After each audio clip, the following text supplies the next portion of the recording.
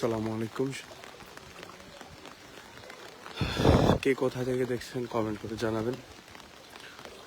আমি আছি সেনবাগ ডুমুরুয়া 4 নং ওয়ার্ডে আছি। এখানকার মানুষের কেমন রাত কাটছে শুধু হয়তো কেউ মানে জীবনে হয়তো এরকম রাত কেউ দেখে নাই। রাতের এমন রাত কাটতে হবে। এই এলাকার সব বাসিন্দা আশ্রয়কেন্দ্রে উঠে গেছে। ইভেন যারা বাকি ছিল তারা ওই যে দেখতেছেন আমার সামনে একটা বাচ্চা, এদের হাতে কাপড় চোপড় নিয়ে এরা আশ্রয়কেন্দ্রে চলে যাচ্ছে। আর এই এলাকার প্রায় অনেক মানুষ যে আশ্রয়কেন্দ্রে মোট আমি হিসাব করছিলাম যে 9টা রুম না 6টা রুম 7টা রুম।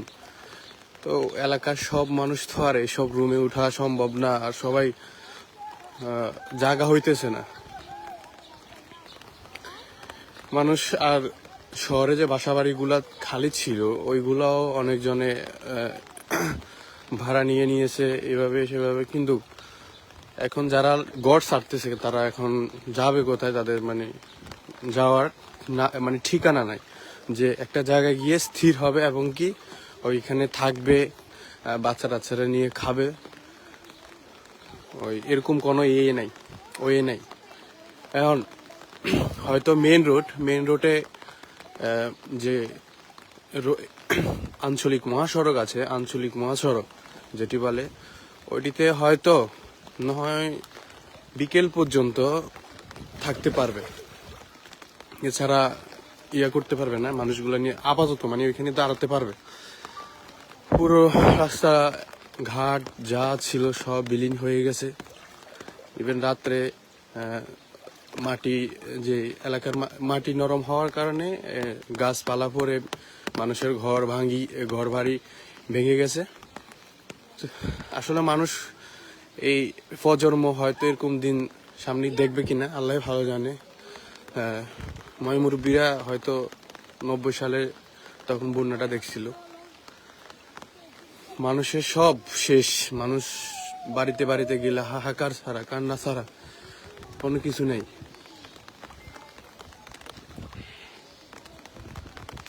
হ্যাঁ, আমাদের এখানে স্কুল যেটি ছিল, এখানকার স্কুল অলরেডি মানুষে ফিল আপ হয়ে গেছে।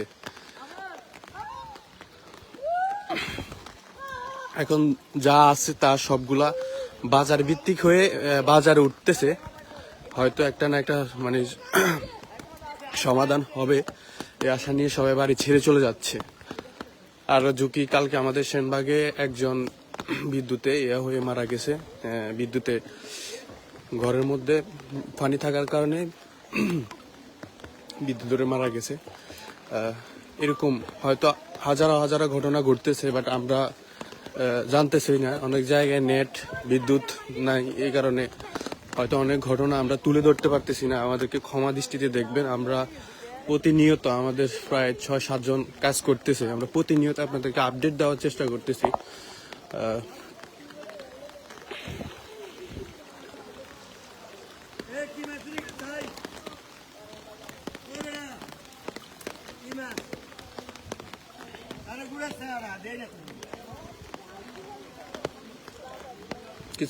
কথা কষ্ট কাবড়া দেশে বেড়ে বন্যা লাগছে তোর কইলের টাকা গরু গুতলে কোন মুজাই মঙ্গা। হ্যাঁ, গরু গুতলে কই যাইম। আর 100 গরু অনেক গরু কোনে থাকুম। এখন তো সবার কথাই বলতেছি, এখন কি বলবো? গরু সব বাজারে বলে যাই। খাওয়া দাওয়া হয়েছে নি? খাওয়া দাওয়া করতেন গাই মা ফুলে ব্যাগ চলেন না, মুরগা ব্যাগ আন্দারে হয়ে দিচ্ছে। আর কিছু কর না, অনেক গাভিন গরুর কথা কর না। আসলে আপনারা শুনছেন, আসলে মানুষের সাথে তাদেরকে প্রশ্ন করলেও তারা এখন প্রশ্নটা দিতে একটু দ্বিধাবোধ করতেছে, খারাপ ভাষায় করতেছে। কারণ মানুষ এতটাই বিরক্ত হয়ে গেছে পানিতে, কোথায় যাবে শুধু ভরে গেছে। আর এখানকার এলাকাটা খামার মুখী হয়ে আছে।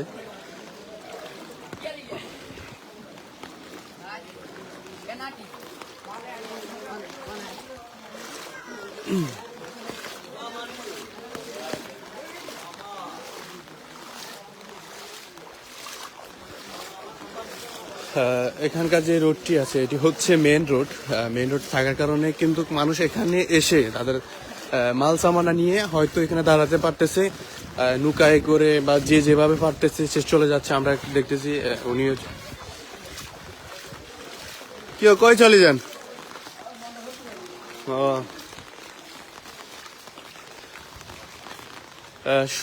আমাদের নোয়াখালীতে সব জায়গায় পানি।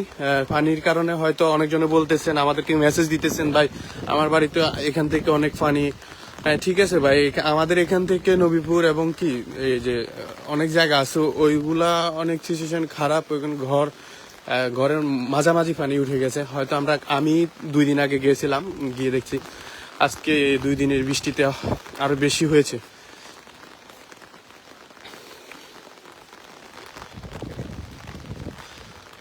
যে যেখান থেকে দেখছেন প্রবাসীরা বিভিন্ন সংস্থা তারা অনুদানের জন্য বলতেছে, তাদেরকে আপনারা